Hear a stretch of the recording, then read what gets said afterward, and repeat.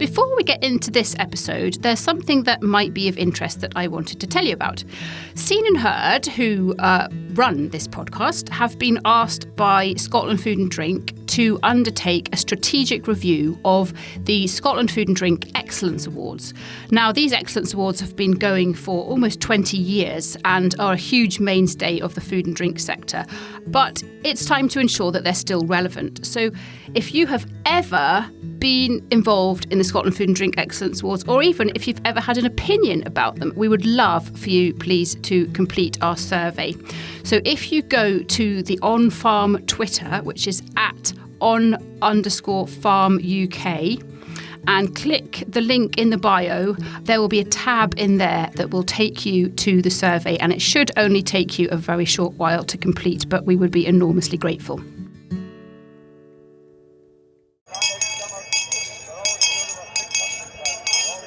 Welcome. So we're at the Kelso Tup Sales today at Border Union Agricultural Society Showground at Springwood, Kelso.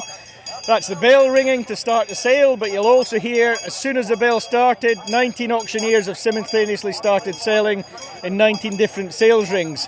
There's over 4,000 tups, and we're going to see some of them sold, hear from some of the sellers, hear from some of the buyers, and also people who are just here for a day out and a bit of a experience of the sheep world. So I'm Monty, Ross Montague, and welcome to this week's OnFARM podcast. We're in a rush because we want to see some Suffolk lambs getting sold in ring 10. There's two auctioneers going hell for leather back to back here. We want to see lot 3 in this ring. So let's try and get space by the ring. Just have to try and push in through here.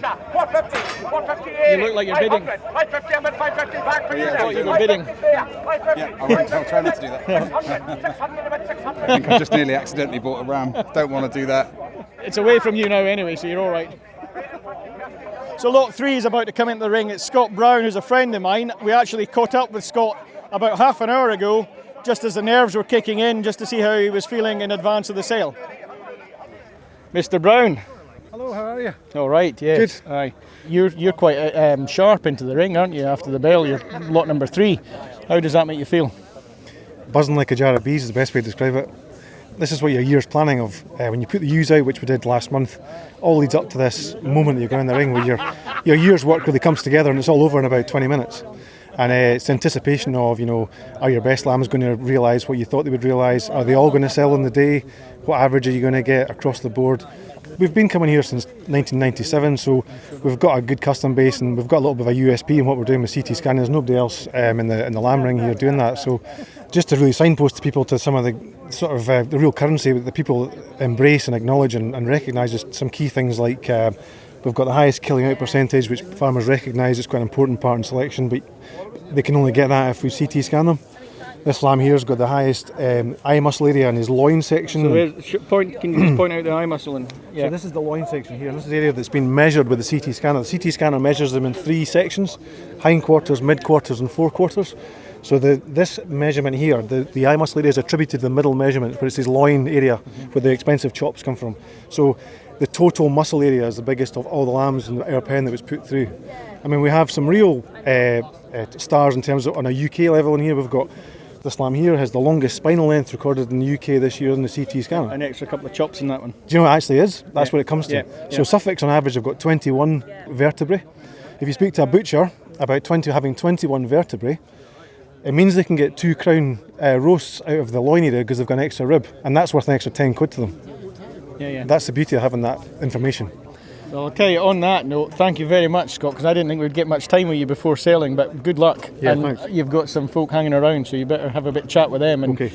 Before we go, how did these compare, do you think, from 2019, and what are you hoping for in the ring compared with 2019? These are a different ball. These are a new league. Yeah. This is the best pen of lambs we've ever had. Yeah, because you averaged, was it 750, 800? 795, I think it was in 2019, yeah. So where are we this year then?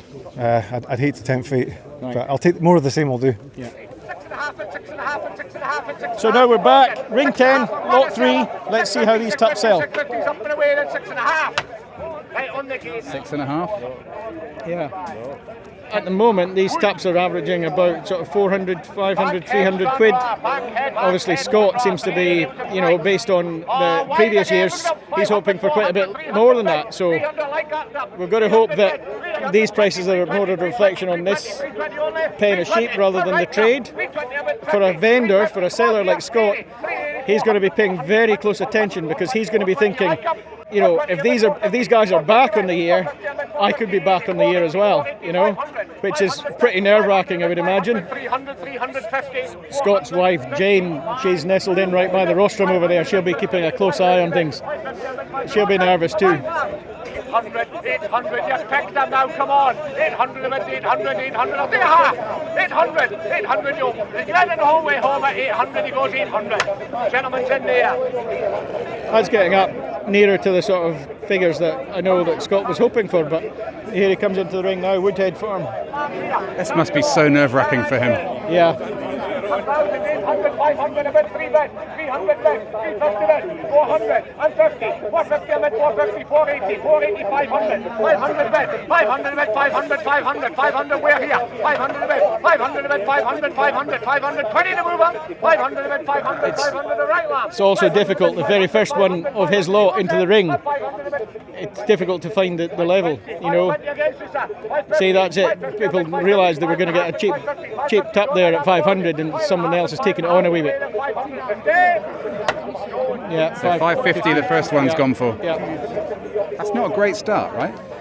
It's difficult to judge with the first one.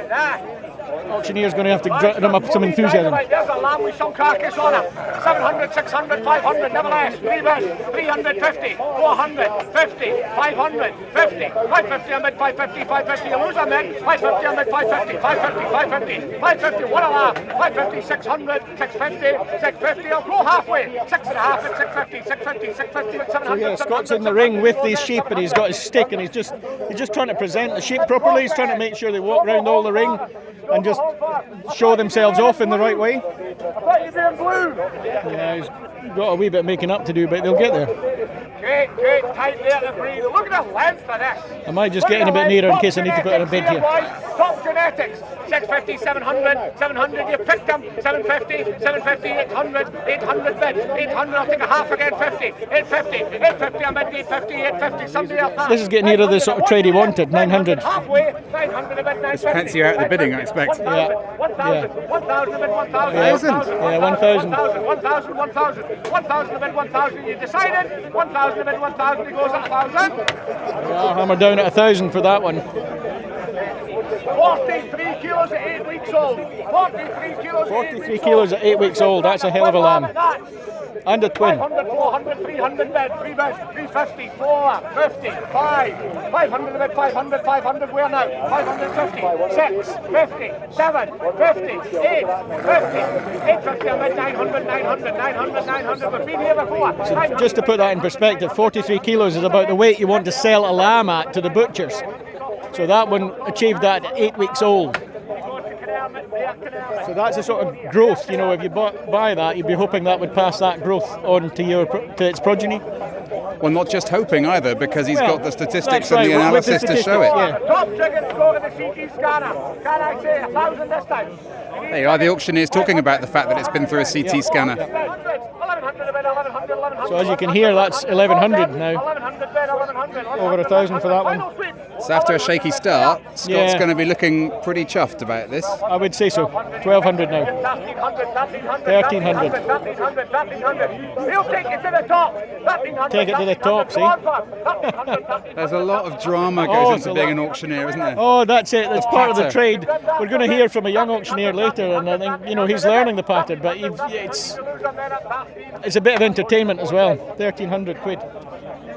Jane's Scott's wife Jane, frantically writing things down. She'll be trying to work out the averages as they go here. This lamb is the longest spine in the UK this year. The longest spine in the UK this year. And look at him, he'll weigh every day and you get an extra couple of chops. So in case the tape didn't pick that up, this is the UK's longest lamb that Scott's auctioning off here now. So of all the Suffolk tups recorded in the UK this year, That's got the longest spine, so therefore it's longest chops. Most chops, longest rib roast. Almost seems cheap at that, to be fair. 700. 700 for that one.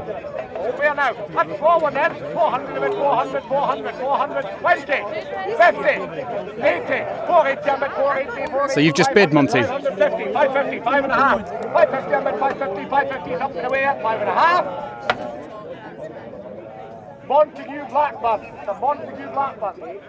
Did you buy it? Yes. I need one of his sheep. That's the long and the short of it. I need one of these sheep, and that was roughly what my budget was. I wasn't going to go some of these bigger prices. Oh, well done. Yeah, so we've got one. Okay, well, how do you feel?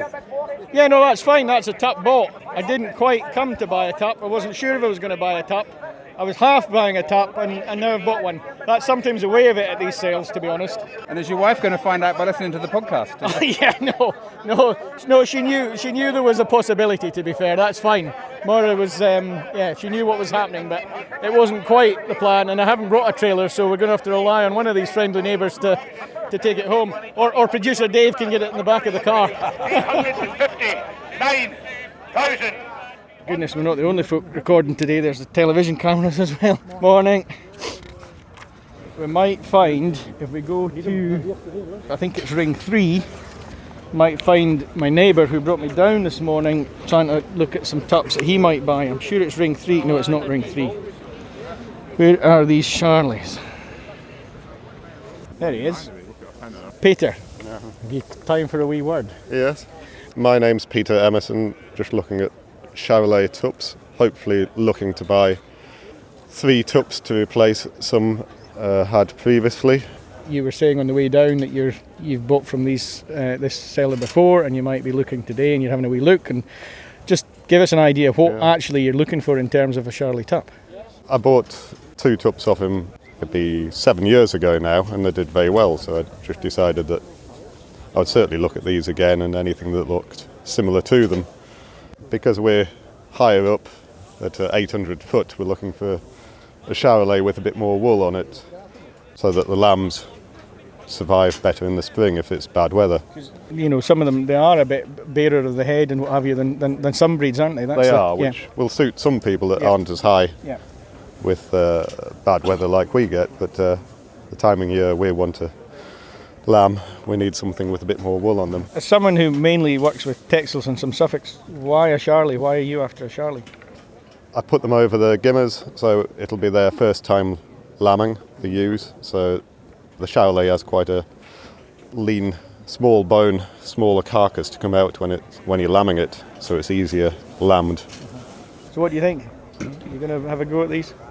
There's some others up here, but yes, these. Hello, I'm Alex from Robertson, farm at Paxton South Mains in Overhowden. I'm Catherine, the mother, and I used to do a bit of farming. I think that's a bit of an understatement. Catherine was the stock brain, were you not? Oh, well, thank you. I'll take that as a brain of Overhowden Farm, which is neighbours with me actually up the hill. Mm-hmm. So yeah. What are you guys up to today? What are you looking for? Here. Just for a look. Yeah. Get the atmosphere. Standing back, get the atmosphere. It's amazing seeing people. Yeah. Will you miss the buzz of buying sheep today? Of course. Yeah. I love it. It's the one only time I ever got to spend the farm money. And have a bit of stock judging and enjoy it. I was explaining earlier about how there's so many different rings, and if you're trying to be in so many places at once because you want a Texel here or a Suffolk here, and you guys used to be like that, there would be 3 or 4 of you having to buy all over the place. But we're organised and just get going. Yeah. Do your homework and you get everybody allocated to the right time. And that was what good auctioneers always ran to form. A minute a tup, we could just... Do you think they manage a minute a tup? They probably do actually. Yeah, they do. Yeah. Well, they didn't hang around. No. Because if not, everybody then doesn't get the same time or they feel insulted. Yeah. You've got to make sure it keeps up the bidders, keep them on their toes. Yeah. I didn't actually think about it like that, sort of golden rule of a minute a tup. Mm-hmm. Yeah. There you are. You've learned something. Right, so we're actually back at Scott's Pen and Sheep now. we'll try and grab a word with him. He's probably on a bit of a high, or the letdown of the adrenaline now that he's sold, and we'll see how he's feeling. And obviously I've bought one of these now, so I better have a bit look and see what the purchase actually, how it looks and how it handles again, because if one came into the ring that was kind of in my budget price, I was going to have a go, and I did, and I'm delighted with this. What a machine he is. Yeah, no, he is, Monty. He just typifies the kind of sheep that we breed. He's got moderate bone, what you'd call moderate bone. He's got a really tight skin in him, and he's tremendous length. And even compared to his neighbour there, he's a longer sheep. So yeah. Well, when his father was, that just shows you just talked about genetics and DNA.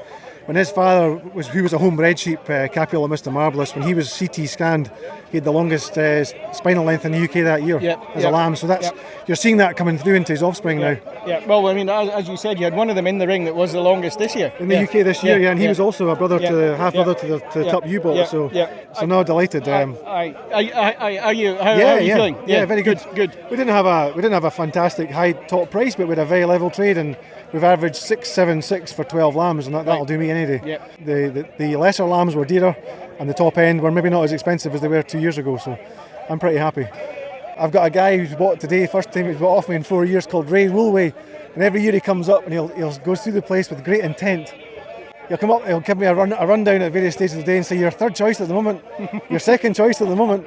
And I've never managed to get first, but this year we've managed to seal a deal, and he's bought a ram off this year for £1,000. Is he here? Yeah, Ray was here earlier on. I'm Ray Woolway from Cambridgeshire. I have kept Suffolk since we gave up keeping pedigree pigs in 1998, and we won the Midlands and Eastern Area Suffolk flock competition 2 years ago.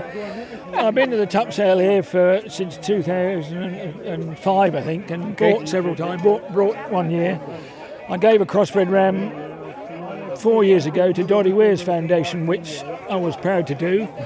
And then 2 years ago, last sale, I bought the champion here, which we've still got, done us well. So hopefully this one will do fine as well. Yeah. Scott guarantees he will. Yeah, no worries. Well, I bought one from him as well, so hope we're all right. You didn't push me, did you?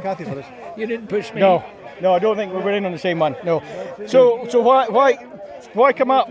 Just for the listeners, why come up all the way from Cambridgeshire? What's the attraction to come here? It's a big one. There's a big one at Bilth, of course. Yes. But this is the one that tops them all to me. It's just something else. Great camaraderie. You've got a great selection, whatever you want. Breed-wise or crosses, and you know what to look for. And are you after any more today? No. So this is pretty much what you would call the back office. So you buy it up from one of the rings. Obviously they're sold through the various auctioneering companies.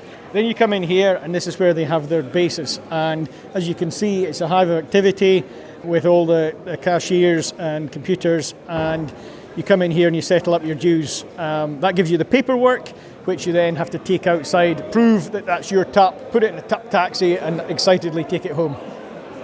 I better go and settle my dues actually and get some paperwork while I remember that. Hi there. Lot 3 in ring 10. What's your surname? Montague. Just put it on my account if that's all right.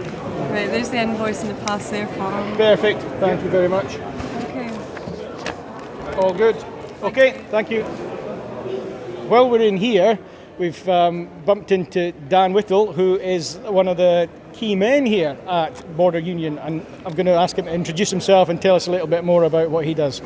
Yeah, thank you very much. I'm the Executive Director of the Border Union Agricultural Society, so the top sales come under my remit for the year. It's one of our pillar moments, a significant part of the year for sheep farmers, and especially those who are putting rams to market.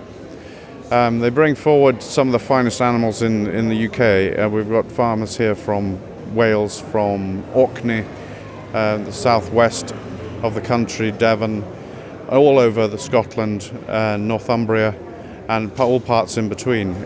So this is a gathering of the clans in some respects.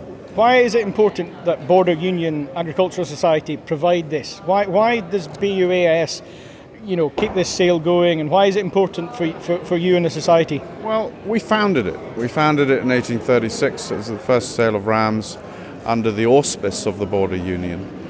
We still run it today, and we've missed it very rarely in the past. foot and mouth, of course, and last year for the other biological challenge of the COVID pandemic. We're absolutely thrilled to get it back together this year.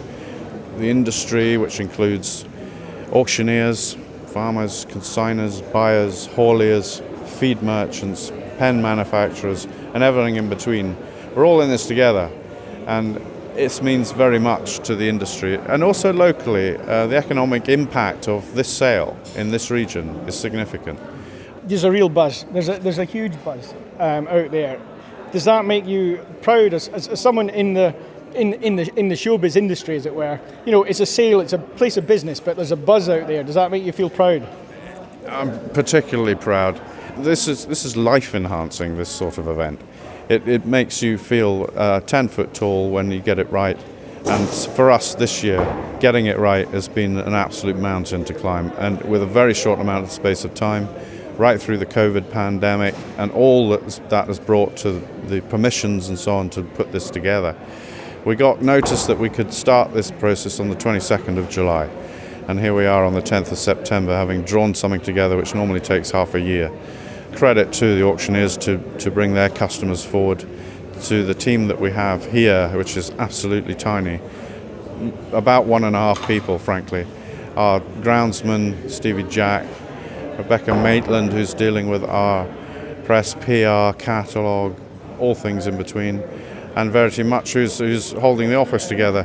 And those volunteers, very many of whom are top sales specialists, who come and help us do the figures and the ballot and so on, all in between. So a magnificent effort, and to be leading that, it makes me very proud. 2022, hopefully normality for the society. The show is going to happen, the dog show, top sales, big year coming up. Massive year coming up, yes. Recovery year this year and make some progress next. We're going to take this slowly and build a good platform for the Border Union Agricultural Society. And 2022 top sales, let's see what we can do. Perfect, thank you, Dan. Ideal, great. So I would love to get to ring 19, because there's a young lad, Andrew Hutchison, who is a really keen young auctioneer who, this is a massive day for him because he's been given the chance to sell at Kelso for the first time. Ring 19, he's going to be in here very shortly, and it's a massive opportunity for, this is a big day for the auctioneers, same as for the sellers and the buyers. It's a real honour to be able to show off his skills, I would imagine. We'll hear from him, but I would imagine that. There he is, he's got his gavel in his back pocket. Yeah. So here's Andrew, just obviously getting ready to go in. Let's try and see if he's got time for a word to see how he's feeling. When are you in, Andrew? 12:15 I'll be like. All right. How are you feeling? Aye, nervous very nervous. But there's nothing else I can do now, so. Oh, you'll be fine, won't you? Oh, I'd like to think so. Yeah. Hey, if I have a bad trade, it's not through lack of trying the day, I've tried my hardest, so. Yeah. Have you had to work hard to get these taps? Yes, really, you have to go around a few farms, and shake a few hands.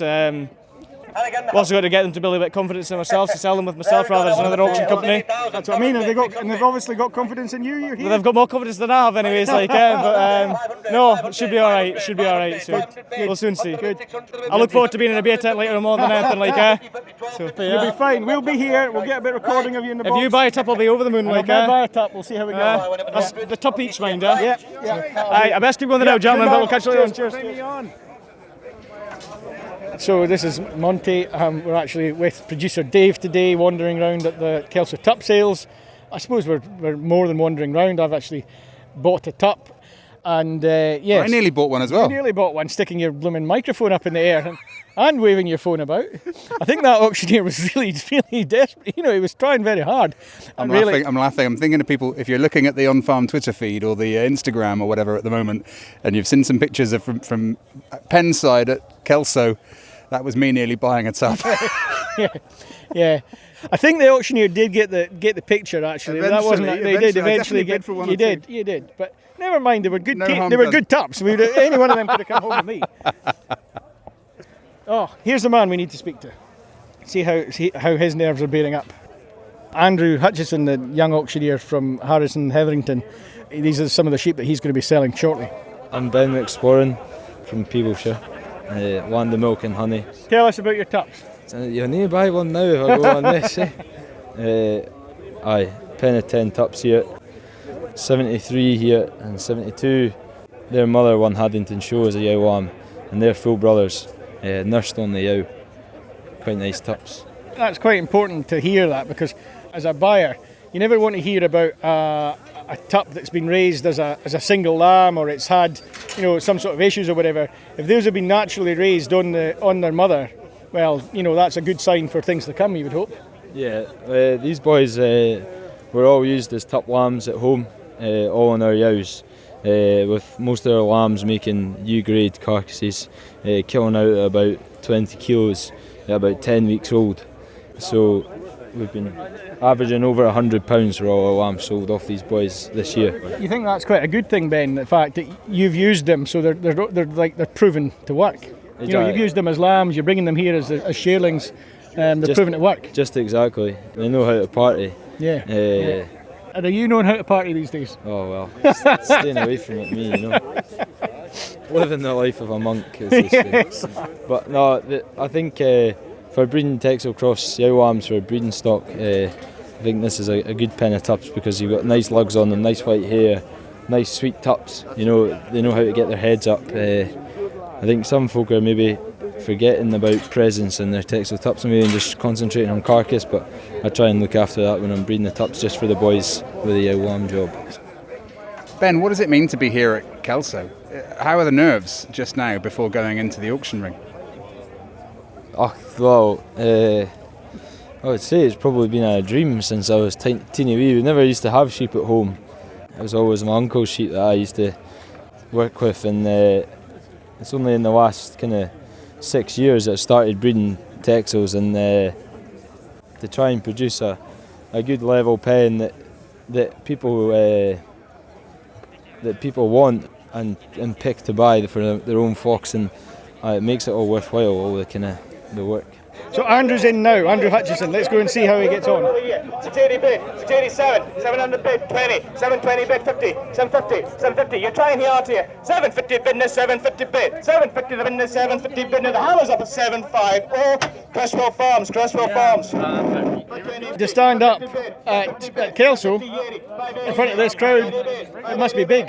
These guys, there's a lot of pressure on their shoulders. There's pressure from the vendor, because, you know, if your sheep don't make a good trade, you might blame someone else, not yourself. You know, human nature being what it is. First person to shout at might be the auctioneer. If you miss the buyers, if your eyes are not round about you and you miss the buyers, well, some buyer might not be very chuffed. If you cost them a sheep they were after. Quite apart from that, these guys, they actually want to be entertainers. They want to be, you know, they want to be up there. It's almost like I guess it's like a musician on a big stage. It's like a big gig, you know. He's certainly doing well. He's singing out. Come on, say you like it. 550 to win the 550 bid. 550 to win the 550 bid. 550 to win the 550 bid. 80, he's back. 580. Don't give up, Duncan. 580 win the 580 bid. 580 to win the 580 bid. 580 to win the 580 bid. 580 to win the 580 bid. Now the hammer's up at 580. 600 bid. 600 bid. 600 bid. They were like rappers and hip hop artists who'd love to have that control over the way they speak. 600. There's the other key there, is he's going to know his buyers and he's going to know his sellers as well, and he's going to know, you know, it helps an awful lot. Who you can wind up. It helps an awful lot who you can wind up. It helps an awful lot if you build a rapport with the buyer. I heard him say Duncan there. I don't know who Duncan is, but he's trying to say, "Come on, Duncan, come on!" It's, you know, and keep him going. If that gets an extra 50 quid out of Duncan, well, fair play to him. You know, everyone's happy. On lefty, 580 bid, 580 win the 580 bid, 580 win the 580 bid. The hammer is up. 580 win the last call. Hammer's up 580. Gentleman guest, I should know your name, sir. Young lad over here. He's singing out, isn't he? He's fairly on a roll there. Listen to that. 580 bid, 580 win the 580 bid now 600 win the 620, 620 win the 50, 650 80, 680 bid, 687, 700 bid, 700 bid. You like him? 20, 720, 720. He'll hear these expressions. They'll roll out of the auctioneer's tongue. Mostly Mostly it's true, but some of them just roll them out anyway. Naturally done, good skins and whatever. It's almost automatic. It's a reflex. That's what they say. Naturally done meaning, not forced, not fed and fed and fed just to turn out for today. Meaning, it's lived its life on grass and what have you. Looking at that tup, it probably has. It looks naturally done to me. It looks a good tup, but these are the sort of things it's probably the difference between a good auctioneer and a bad one. The ones that just come up there and tell you the same script the whole time. The ones that actually look at the ones the same patter all the time, versus the ones that look at the shape and think, well, what is this that I'm selling? Look at that, right powerful specimen there, and he will go on and do anywhere at all. Goes that away. I would say he's playing a blinder, isn't he? Yeah, I would say he's playing a blinder. Say he's doing well.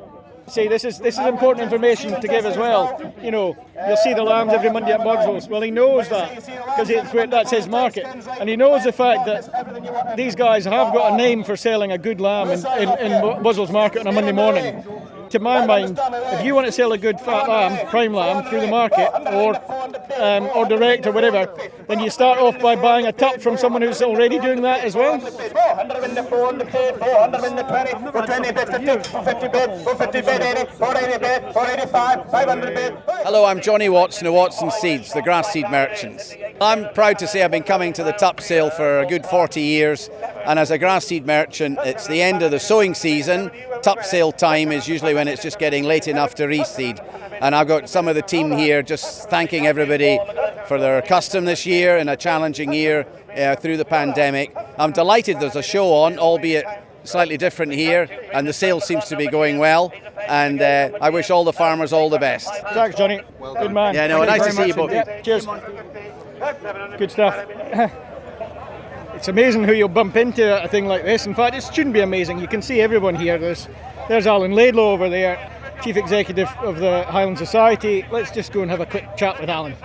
Yeah, we're just dodging away. It's good to see some people. I walked in here and the buzz, the noise, I don't know whether the lack of canvas means the noise is travelling further, but there's a real anticipation.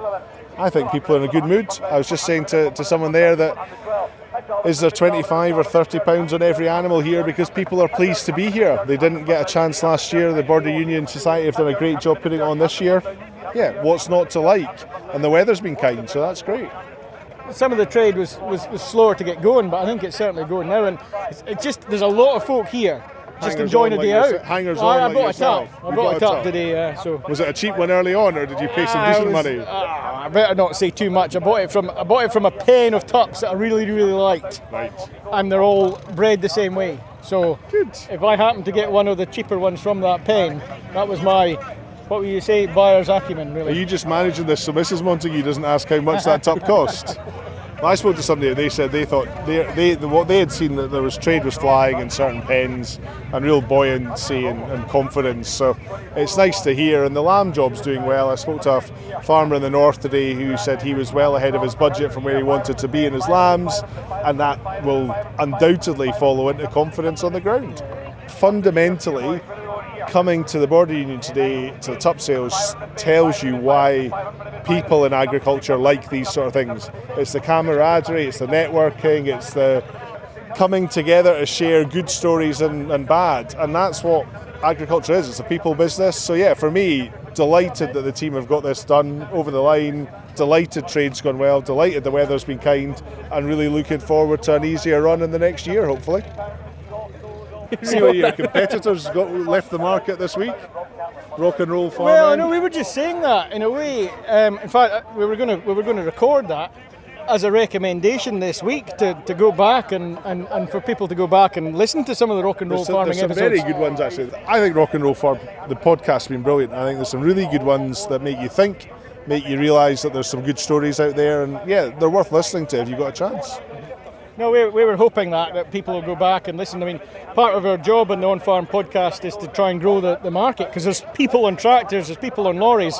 You know, they should be listening. They're a captive audience, and we'd hope they enjoy it. And you know, if they listen to our podcast, but listen to some others as well. It's a shame that Will Evans has given up, but he's sort of made the market a little bit. He's done a good job. I've not been travelling as much as I did and been back in the car. It's great to go back to some of the library and pick it up, because actually there's some people out there that are being really open and honest about the good bits and the bad bits, and yeah, worth listening to. Yeah, you heard that, listeners. Go back and try and listen to some of the rock and roll farming. Great, thanks, Alan. Look at the skin on that. 500, 400 away. So we left here an hour and 15 minutes ago when Andrew had first walked into the ring and started selling. We've been for a wander. Dave and I have actually had a quick bite of lunch. We come back, he's still in full flow. 920 the win, 920 bid. 920 once from the ring. 920 the win, 920 bid, 920 the win, 920 bid. Doing his best to get the money up, isn't he? He is. Well, when he gets to 920, he's want to get to 1,000. You know, he's desperate to, you know. You like round numbers. Yeah. Well, there's not much chance to talk to him just now, is there? We better leave him to it.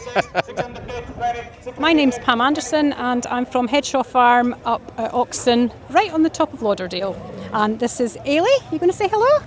Hi. My niece, who's here helping.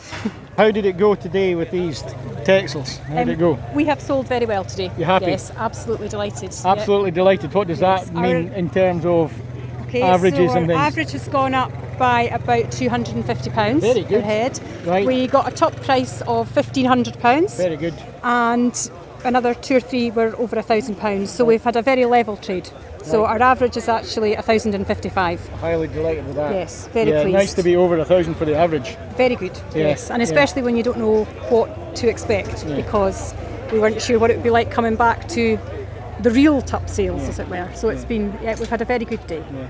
There's something really special, and I think there's an atmosphere here that you don't get anywhere else. And yes, last year was different, and we all just had to cope with what was there, and we had to sell in all different venues, which was following all the restrictions. But it is great to be back here and just have all the breeds, all the pens, all the buyers, everybody here together. Yep, it's good. Who bought? Do you sell to your usual buyers, or? Mostly. Good. Yes. Good. Yep, a lot of returning buyers, which is good. That must feel good when you get returning buyers. You know you're doing something right. Yeah, I think it does. Yeah, it does feel good, because you know that your work's then worthwhile, and you know that they're appreciating what they've bought, and obviously they're pleased with the lambs, because these are obviously sold for crossing. So the lambs that they're getting, they're obviously pleased with the results that they're getting in the market. So if they're coming back for more, that's good. What do you think, Ailey? Did you take them into the ring? Did you take them in? No? You watched, didn't you? You watch. With Mum and with Granny. Oh, is Granny here as well? Yes. Yeah. Which is your favourite one? This one. You big boy. So I think we've justified an ice cream. All right. Haven't we? I saw a lady had ice cream. Yes, I know. We did see a lady that had ice cream, but Uncle James says you can never have too many ice creams in the one day. So it's all good. So it's getting to the end of the day. There's loads of other people we could probably speak to before we finish, but actually we've got to end somewhere. Here's Peter. Let's have a word with Peter about how it went with him, because we spoke to him right at the beginning when he was looking at some Charlie Tups he might have been going to purchase. Let's hear how he got on. Peter, how did you get on today? Well, I got the 3 Tups I was looking for, but possibly bought them earlier in the sale than expected. So I bought one that had come down from Orkney yesterday, and then filled up with another 2 in the third lot. So I was finished by 20 past 11. You quite happy with them? Yes, they're good sorts. Yeah. Hopefully they'll do me well. 1,500 win, 1,500 bid, 1,500 win, 1,500 bid, 1,500 win, 1,500 win, 1,500 win, 1,500. The hammers up, we'll go once more on the ring. 1,500 win, the hammers up at 1,500. Jump into the ring. Try and grab a word with Andrew. He did so well. What a dour bunch. No one's making anything of the fact that the young lad just did so well there. He's come out of the box. You feel like giving him a round of applause. Hey, well done. Thank you very much. Are you pleased? I think so, anyways, aye. You did brilliantly. It's gone better than expected, like. Oh, jeez, you did brilliantly. Especially at the end there, you had the meeting at your hands. I know, it's good fun, like, at the end, like. The worst thing is it could have gone a bit longer, couldn't it? I felt like you needed a round of applause there as you finished Well, that. I should have done really, like, but, you know, it's just how it's gone in the end, like, we've had a good day. So now we've got to get everything squared up in the books, like, now, and that'll be us away for a cold pint. Never mind that. How does that feel? How did that feel in that ring? I was nervous to start with, like, but once we get into the swing of things, like, you get a lot better, like, you know. Just takes practice, you know, and eventually we'll get perfect, like.